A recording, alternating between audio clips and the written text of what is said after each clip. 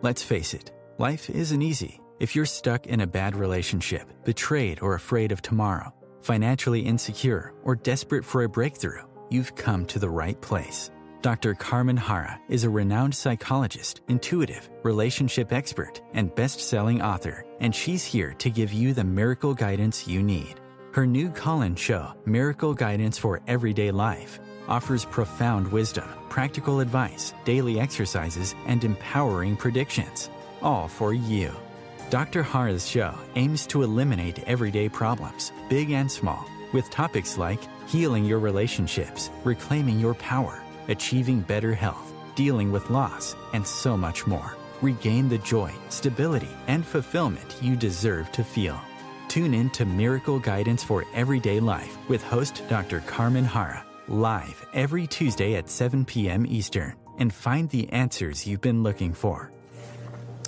Good evening, everybody, and welcome to another episode of Miracle Guidance. I'm your host, Dr. Carmen Harra. So excited to be with you tonight. If I've ever been excited to be with you, it's tonight, because I have such a phenomenal guest with me, a wonderful friend of mine, a colleague from Hay House, and he is my special guest tonight. But before I introduce him to you, let me make a remark. Many of us were taught to believe in God. But what exactly does that mean? Who and what is God, and what role does the universal energy and universal force play in the greater scheme of things? Now, today's reliance on science has forced most people to disregard the idea of faith and religion, especially if you look at the young generation. But there comes a point in each of our lives when we must reevaluate our relationship with the divine and start becoming more acquainted with God in personal and powerful ways. How can we do this, and how will it improve our state of fulfillment and our state of mind, a peace of mind? So for that reason, I said I have the most amazing guest that I'm super excited. He's no one else other than Dr. Eldon Taylor. And he's a New York Times best-selling author, many books, and the subject of his books range from exposing the darker side of mind, programming and brainwashing, to the spiritual search for life's meaning. And what's more powerful in everybody's life than this topic? So in addition to Dr. Eldon being an amazing author, and he created something that I think is absolutely extraordinary. He also patented his inner talk subliminal technology. Now, I'll explain you a little bit as much as I know how to explain it. Inner talk is the only such technology on the market that has been researched by numerous independent universities and institutions and been demonstrated efficient as priming self-talk. Now, self-talk or inner talk is a mirror on your beliefs, which in turn play a vital role in determining whether you will succeed in life or you will fail. So this holds true regardless of the domain being looked at, from relationship to business, from education to sport to performances. When your self-talk changes, so will the life that you experience. This is such a powerful idea and such an amazing concept. And also want to tell you about Dr. Eldon Taylor. He's the host of the very popular radio show called Provocative Enlightenment. It's an exciting show with such a unique presentation because it offers, an approach to all the questions that we're all interested in, like question that we have: who am I? What does this all mean? How do I minimize my life experience? How do I maximize my life experience? So he covers subjects that are relevant to all of us, So I want to tell you that he has amazing guests, ranging from famous actors like Lindsay Wagner to Linda Evans to Congressman Tim Ryan, and even the famous and wonderful medium James Van Praagh, also from Hay House. So I'm so excited to tell you that he also has a phenomenal new book that I want you guys to get, called Questioning Spirituality, which is all about rationality or belief in a higher power. So great topic, something that you all are interested in, because questioning spirituality is not only about providing and proving or disapproving the presence of divine power. It doesn't try to prove or disapprove but it's about the rationality of believing that such a thing actually really exists. So the beauty of this book is that it delivers opening doors to many things that were kept like closed, tightened, unrevealed, forbidden. So using the foundation of science and philosophy, Dr. Eldon Taylor will actually show you tonight, not only that it is rational to believe in God and a higher power, but it's probably one of the best ideas, the smartest idea. So with this being said, I welcome my wonderful friend, Dr. Eldon Taylor. Dr. Taylor, I'm so grateful for having you on my show. And I know a lot of people are listening, and they're all excited to listen to you and to have you speak about this amazing topic. Thank you for doing this. Oh, it is indeed my pleasure. I'm thrilled to be here. But after that introduction, I'm afraid I'm overwhelmed and thinking, well, it'll only go downhill from here. No. That build-up's pretty incredible. But I'm also very, very grateful. Thank you. Oh, I am grateful to you. I know you're so modest and you're so humble, and that's so beautiful about you. Your amazing qualities and your extraordinary knowledge. I know you for so many, many, many years. I applaud you. I've read your books. I'm your fan. So I'm going to start by asking you, Dr. Taylor, why do you believe there's so many people, and we look at the young generation, they're not interested so much in the divine. They have a problem with their belief in a higher power. So in other words, believing this higher power becomes problematic, especially for the young generation. My question is why? Why do you think this is going on right now? Well, I'm going to share a story with you, and it'll lead right into that. Right. When I was a young man, right. I had lots of questions. Mm-hmm. And I was raised in a religious family, and right. I did all the things you're supposed to do to demonstrate that religiosity. Right, exactly. But including attend seminary.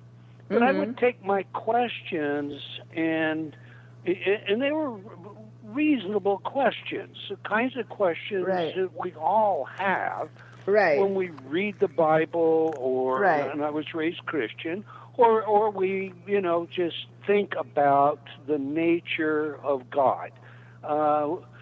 Aristotle thought of the divine as the unmoved mover. The problem with a lot of religiosity is that we try to define things, and whenever you define something, you also exclude something else. So if you say, my desk is rectangular, that presupposes it's not also round. So if you say God is all-powerful, then I might ask you, well, does that mean he can build a rock so large you can't lift it? We get tied up in these things. Well, as young people, you have these questions, and you take the questions to your church leaders, and invariably, sooner or later, you're given, refrain from the mysteries, or the Martin Luther quote that, for all intent and purposes, reason is antithesis to faith. It should be avoided at all costs. It will undermine your belief, which, is a problem. It was a problem for me, enough of a problem that I was, for all intent and purposes, essentially excommunicated. I was told not to come back to seminary, all right? Well, I've got two sons, and they're wonderful young men, and they're bright young men, and they went off to an Ivy public university, and they're both engineers and math majors, and they did a lot of science, and they came back atheists. Our educational system has leaned towards secularism as a matter of the separation of church and state. So with this secular emphasis, the young people today get more and more of what's often called the Santa Claus analogy. Right. You know,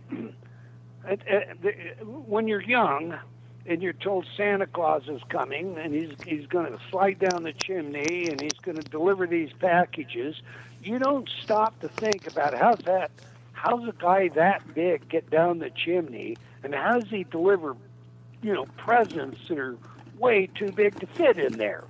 Right. But you get to an age, you've gone off to school, and the data shows that college-educated young people, millennial and Gen Z particularly, are more and more drifting away from, the data is, the fact is there are twice as many today who claim to be atheists than there was just 20 years ago. So, Right. my two sons, they come home atheists.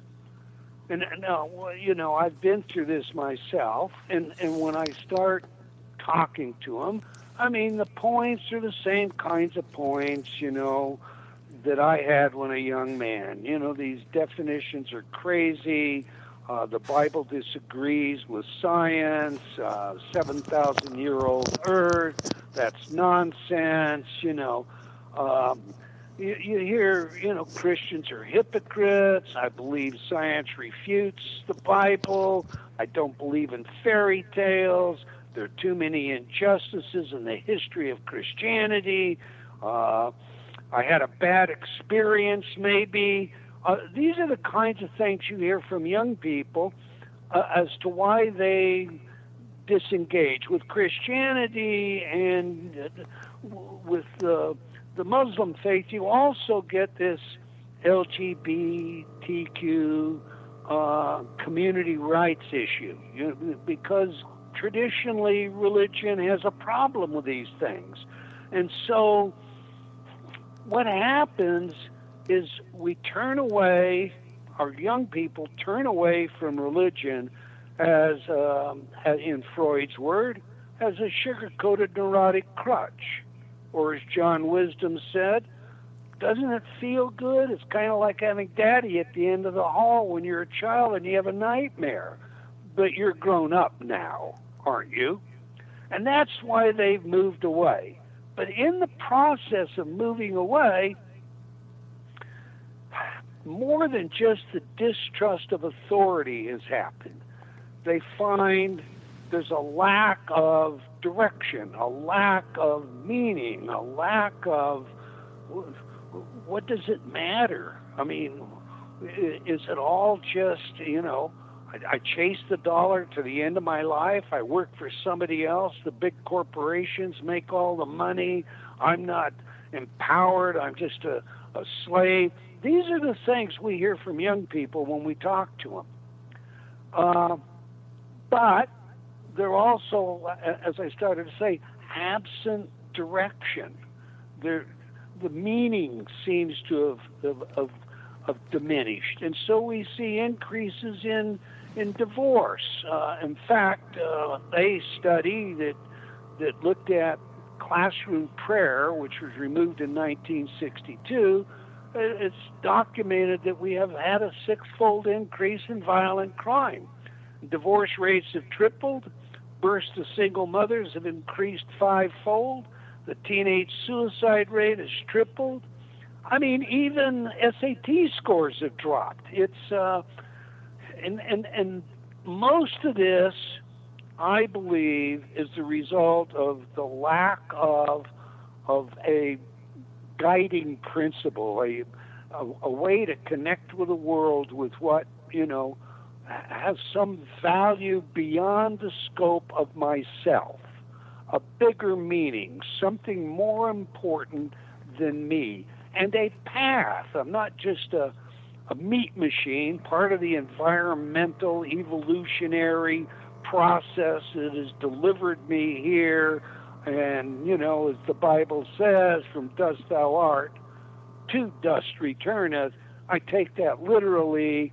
This is my life. There is no afterlife, and therefore, a lot of the values we might impose on ourselves are seriously mitigated. So I set about to write this book, not to prove a God. As Carl Sagan once so eloquently said, the absence of evidence is not the evidence of absence, but instead to show anyone and everyone that contrary to what so many people in universities, particularly, those siloists who are the pundits of atheism, are continually delivering to young people the notion that religion, spirituality, and afterlife is irrational. You are being irrational to believe these things. These are Santa Claus stories. They make no sense at all. Educated people do not accept them, etc. Now, my own work, as you know, Carmen, and I've interviewed some of the brightest people on this planet. Exactly.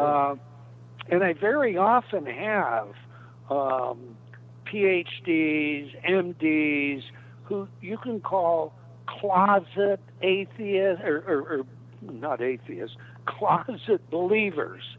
Right. But because of their profession, they're in a university, interested in tenor or with their associations.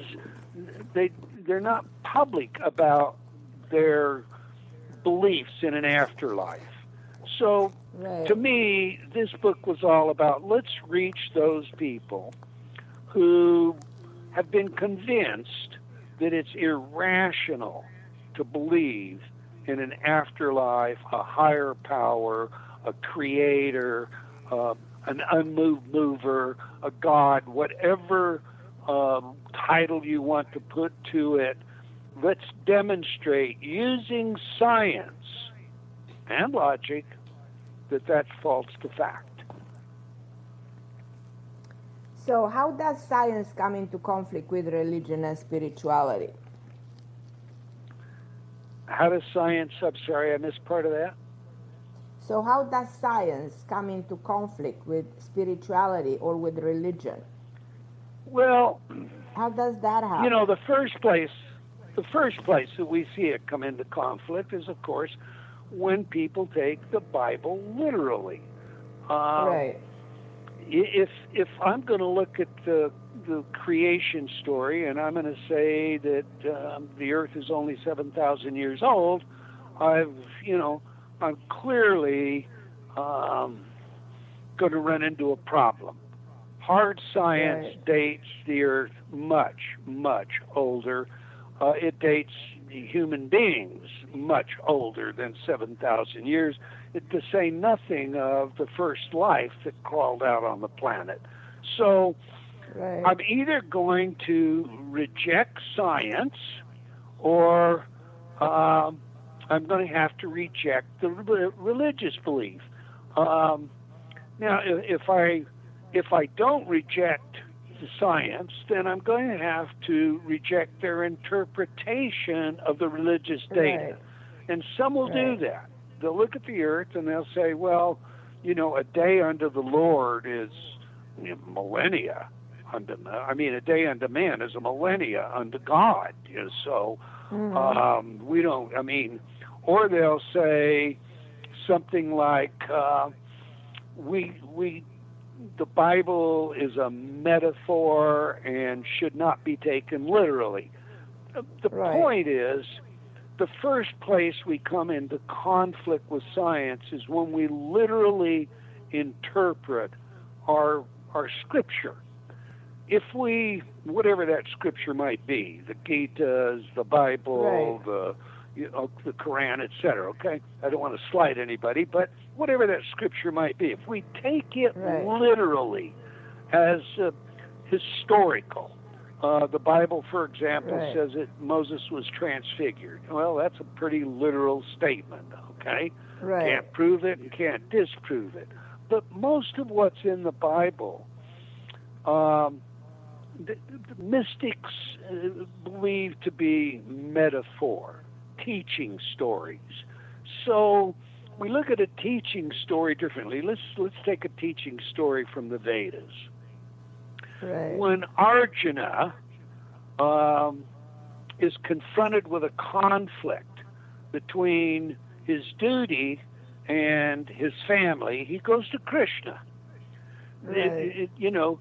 They're about to wage war, and the war is against members of his family and many of his friends who are rebelling against the authority for which Arjuna is a general. So he's placed in this situation where he goes to Krishna, and what am I supposed to do? My duty is this, but these are my family and my friends. Now, the moral of the story is all about duty. It's not about, let's go kill friends. It's not about a literal war. And so much of what's in the Bible, like the story of Job, is a metaphor that speaks to abandoning faith. These are teaching stories, and if taken that way, well, then the conflict is minimized. But the first place that we have the conflict is right there, when religion argues for a literal interpretation. The second place is when religion instructs everybody to deny reason. And I'm going to go back to that Martin Luther statement. I mean, that's 16th century, but it's when a person is told, well, you just have to have faith. You're just going to have to refrain from the mysteries, and that's a mystery. Science has a big problem with that. It's not that we're supposed to understand the unmoved mover. In fact, I think, as Plotinus said, if we were to have that immersion moment, one with the one, we would come back, it would be ineffable. We simply would not have the linguistic skills or ability to describe something that is outside of description power. And I think, in our efforts, and I mean historically, in the effort of religion to grow up from animism, what it's done is reduce a lot of stories to a childlike place, to where, tell me what God's like.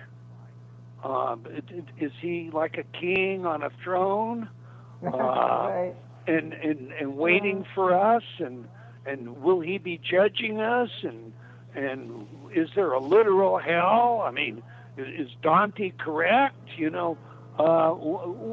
done a whole lot of that kind of definitional stuff, and in that process, we deny or find ourselves in a place where we have to deny reason because it's self-contradictory.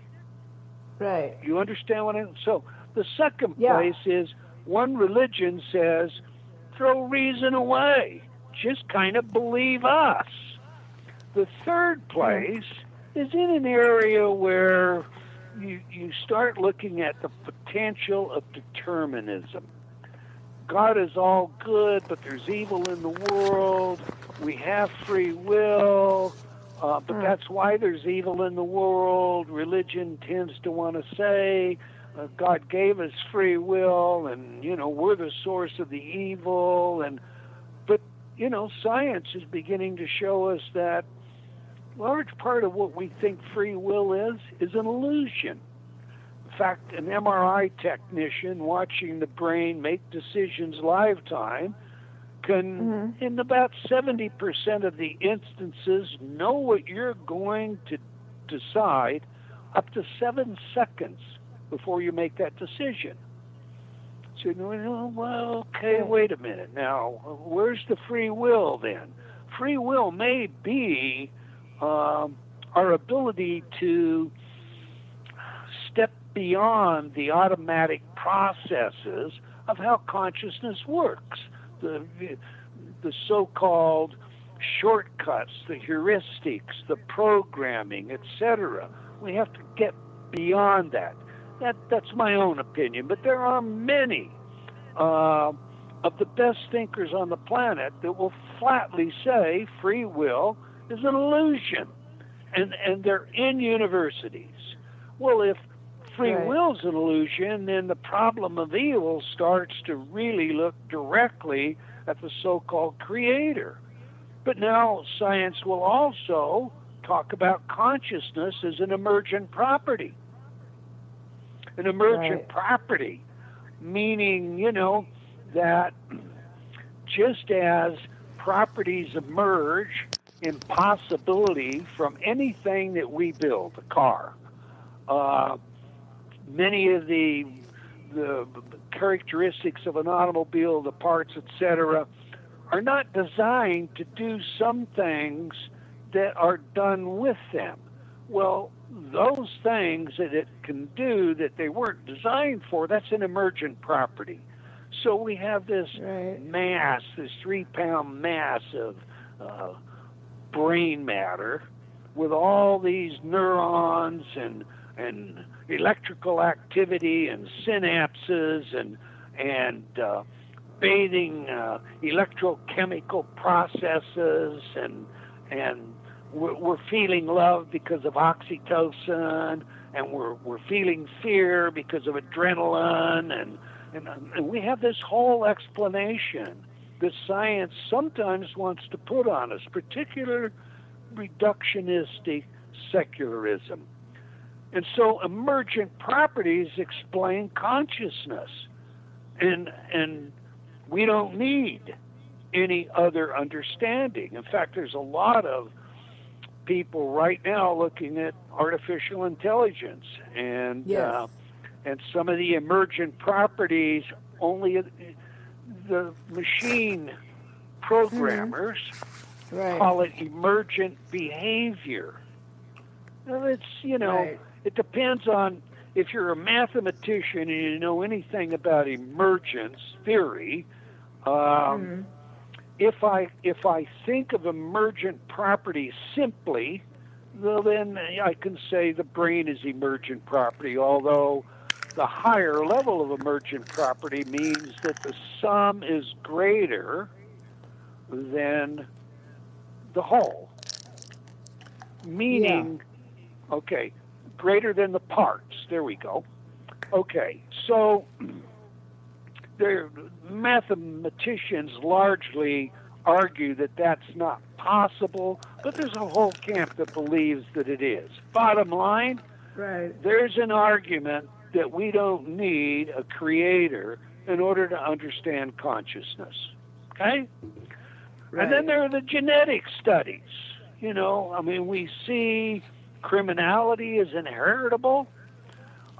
We see certain characteristics, for all intent and purposes, from eye color to memories, certain memories that are passed generationally. Okay? So when we look at identical twin studies, we see instances where two twins separated at birth, one raised in Florida, another raised in California, when brought together in their 30s, they both have blue Fords, they both married women by the name of Mary, they both are wearing, navy blue suits, they both have the same kind of job, it's right on down. There is so much evidence to indicate that the genetics in these two twins was so powerful that it overrode the nurture part of their background to a great deal. So determinism begins to become a problem then too. These are just some of the things, the places where science needs spirituality or religion, really, and conflicts with it. Young people take this on, they look at the things that we have discussed earlier, and they walk away atheistic. But at the same time, they walk away empty. I believe, for what it's worth, that what happens is there's a conflation of religious dogma with spirituality. I hesitated. I said spirituality a minute ago, and then I ducked it over to religion, because I think by conflating spirituality with a religion, we suddenly run into dogma. Right. All religions have their dogma. There's Right. a difference between having a spiritual experience, sensing awe such that you think of a creator, or as when you behold the Grand Canyon for the first time. That spiritual sense of connectedness, that Right. sense of their life extends beyond this corporal body. That sense of connectedness, that's spirituality. Right. You can be a very spiritual person and belong to a religion. I'm not saying that that's not the instance. But what I am saying is, when you pin the atheist down, and I've had the good fortune to go right at some of them, they'll come off of atheism real quick. Michael Shermer, said to me, no, I'm not atheist, I'm an agnostic. And yet I've heard him dozens of times, in dozens of interviews, call himself an atheist. Well, here's the thing.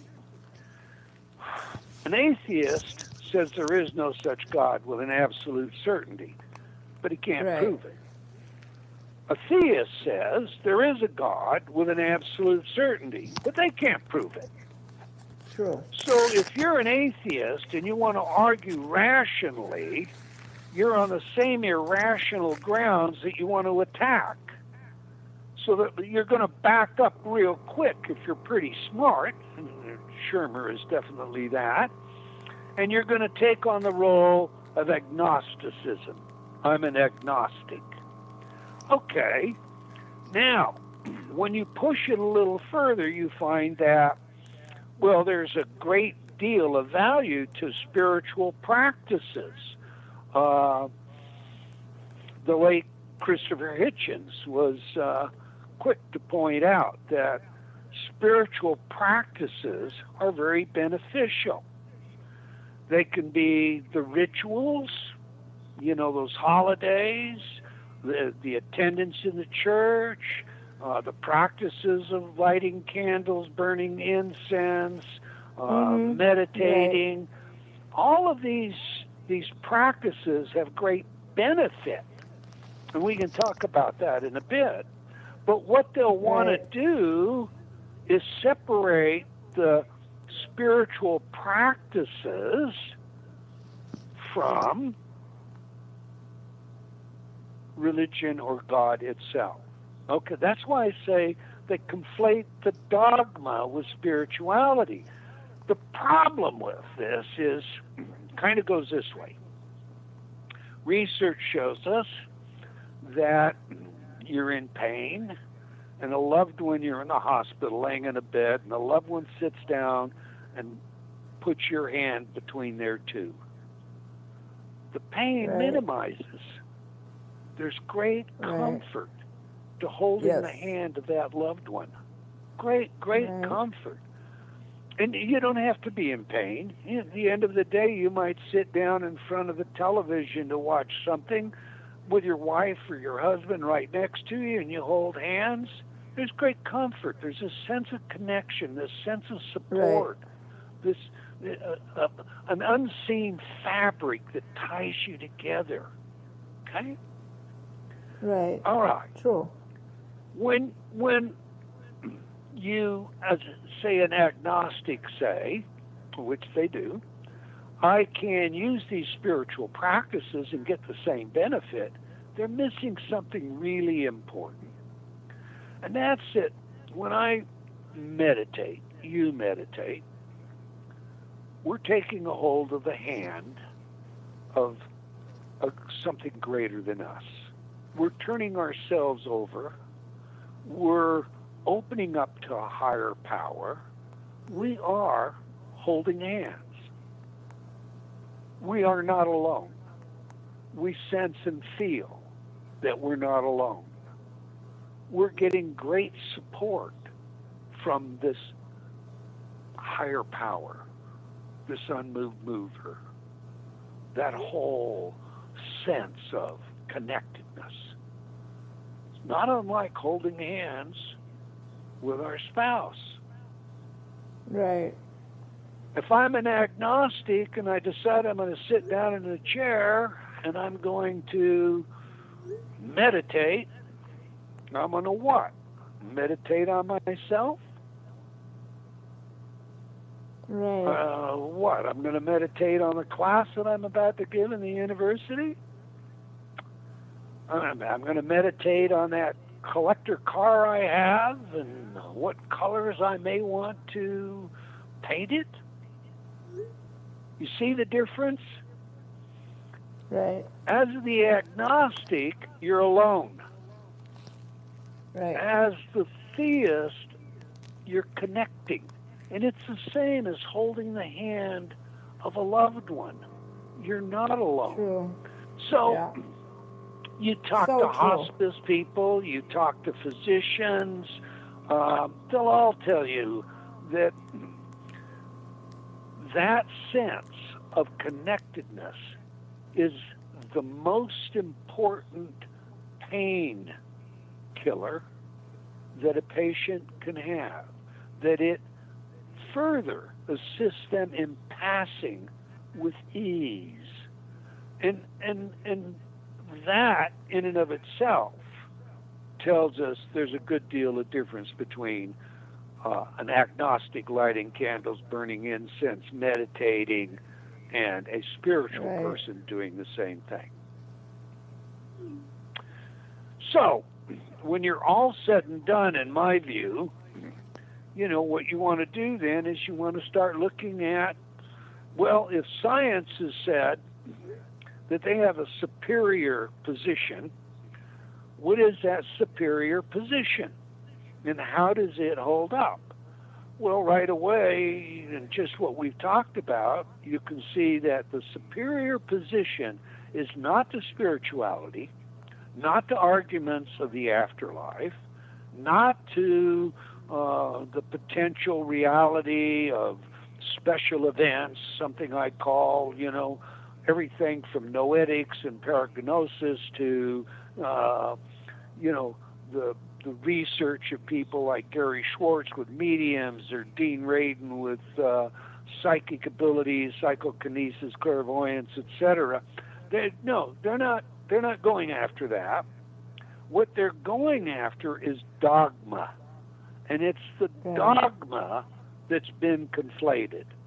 Well, if we can dismiss that, and just for the moment then say, what we're asking is it irrational to believe in a higher power? Right. All right. It may be irrational to believe in dogma. I'm not going to argue about that. Right. But there's a couple of forms of reason in formal reasoning. One of them is theoretical. Theoretical is, you know, that form of reasoning is going to be used mathematically to plan a trip to the moon. Right. Thought experiments and theoretical reasoning are going to look at, you know, logical outcomes that are all about typically a variety of things from biology to cosmology, okay? But there's also a form of formal reasoning known as practical reasoning. Mm-hmm. Now, what is practical reasoning? Well, when we talk about things that we can't prove, we can't see, we can't touch, we can't taste, Exactly. theoretical reasoning has little to do with our subjective experiences. But practical reasoning has a whole lot. So I get up in the morning and I don't feel myself. I wonder if I should go to the doctor. It isn't theoretical reasoning that I'm going to use to make that decision. Should I? Shouldn't I? That's the question. Theoretical reasoning, practical reasoning, they're entirely different by way of what we're seeking to get. Right. I mean, philosophically speaking, practical reason is the use of reason to decide how to act. And it contrasts with theoretical reasoning, often thought of as speculative reasoning, on the basis that that form of reasoning is designed to decide what to follow. Practical reasoning then decides how the world should be and what individuals should do, and theoretical reasoning tries to assess why things are. Okay? Yeah. All right. So I'm going to decide to go to the doctor. I'm going to use practical reasoning. If I, don't go, I might get sick. If I do go, well, I might be a hypochondriac. Maybe there's nothing wrong. It's going to, insurance coming here, or I'm going to pay for it. I'm going to go through this kind of a decision. Okay? Right. Yeah. I use practical reasoning when I want to optimize my life, or I shouldn't I? Yes. So if I'm going to optimize my life, how am I going to do that? I mean, I'm going to choose advantages. I would think I'm going to be very aware that, some things are poisonous and I shouldn't eat them. And I'm going to be very aware that some snakes are venomous and I should stay away from them. And I'm going to be, it's okay. I am going to make decisions, hopefully, that will lead to optimizing my health and wellness and longevity. Exactly. And when we look at spirituality through the lens of practical reasoning, what we find are the advantages to believing. Right. Well, what are some of those advantages? Well, what happens when a spiritual person decides that they're going to invest their life in believing in a higher power? As the research shows, they live longer and healthier lives. Exactly. Research shows that spiritual people are more likely to be faithful to their mates and therefore enjoy lasting relationships. True. Research shows that spirituality improves learning, economic well-being, self-control, self-esteem, and empathy. And, if you want some truly fun but interesting scientific findings regarding spirituality, studies also, on the lighter side, show us it helps us resist junk food, puts a smile on our face, and releases endorphins, soothes anxiety, protects against depression, motivates, regular checkups and therefore better health care, and lowers blood pressure. So the bottom line is, if I use practical reasoning, well, then I'm most certainly going to choose a spiritual life. That tops what I get out of atheism or agnosticism, and neither of those have disproved any reason for me to be spiritual. Right? Exactly. Yeah, exactly. Okay, then if I stop and say, well, is there anything else, any other reason? I mean, yeah, I want to live a good life, but should I be spiritual just because I'm going to live a little longer? I mean, is that enough reason to believe that there's a higher power? Well, maybe it's not. For some of us, we may want to look a little further. And like yourself, I've been one of those people, I had to do the hard research. What is the evidence to all this stuff about reincarnation? I used to have the opinion, because I could see a client, and I would use regression hypnosis. And in using regression hypnosis, they might identify a pain as where they got stabbed in a prior life. Well, it's okay with me. I didn't necessarily believe that they were stabbed in a prior life, but as long as I could use that to relieve their pain, that's what mattered.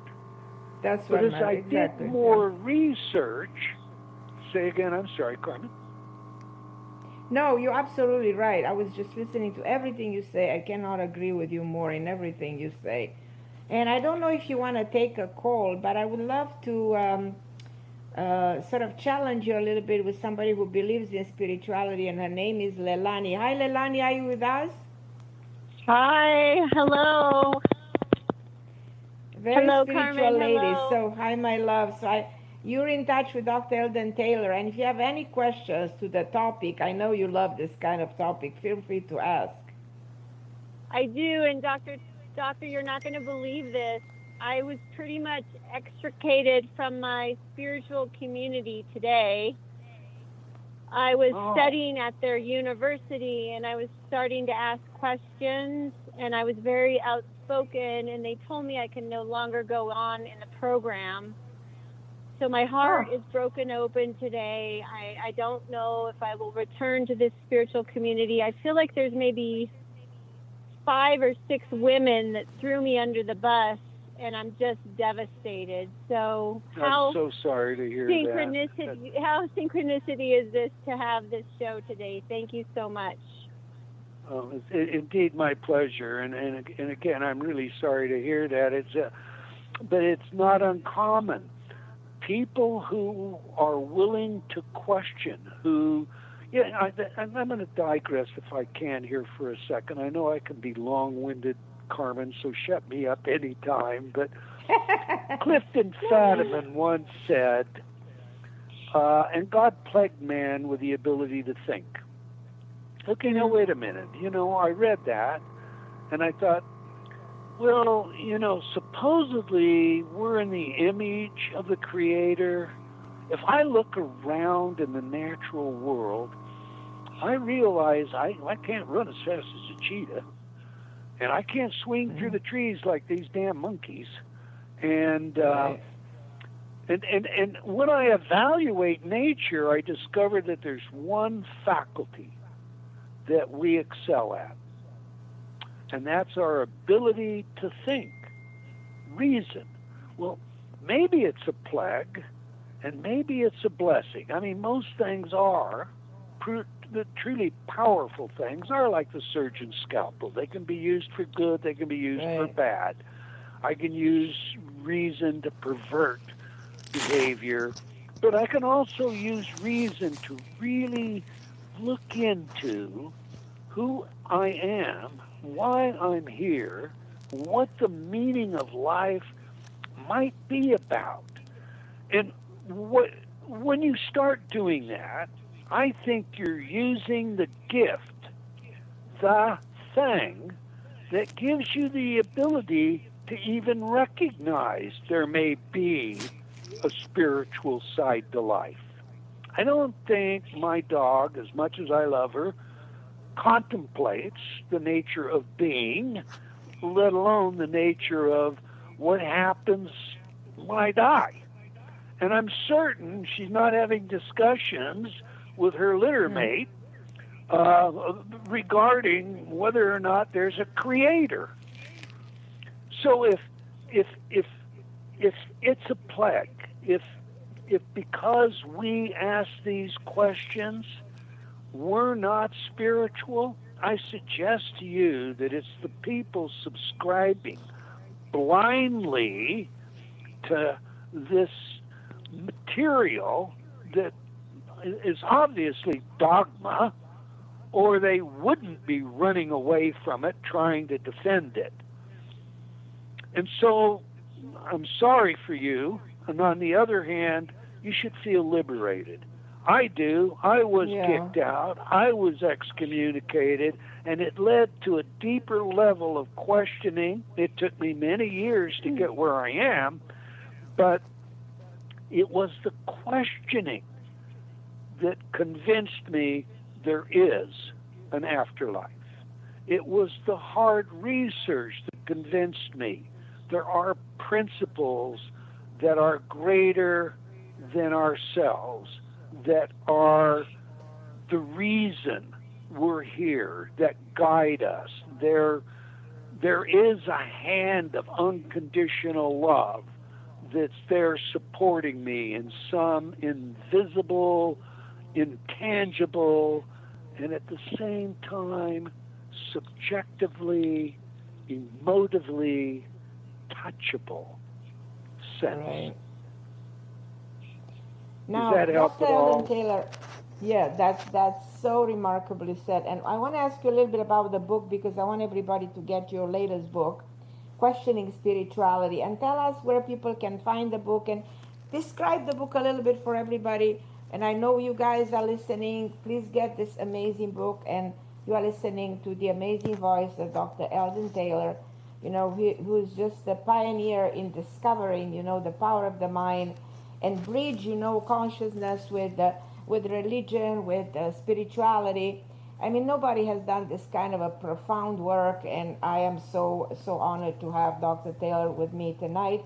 But get the book, Questioning Spirituality. And Dr. Taylor, tell us a little bit about the book and where can people find it?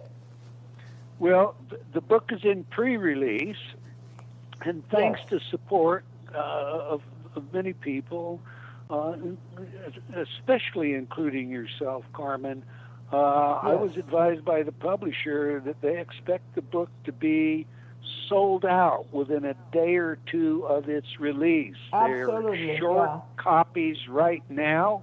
The pre-sale Yeah. has been really fantastic. You can order it online, pre-order it. It releases on April 1.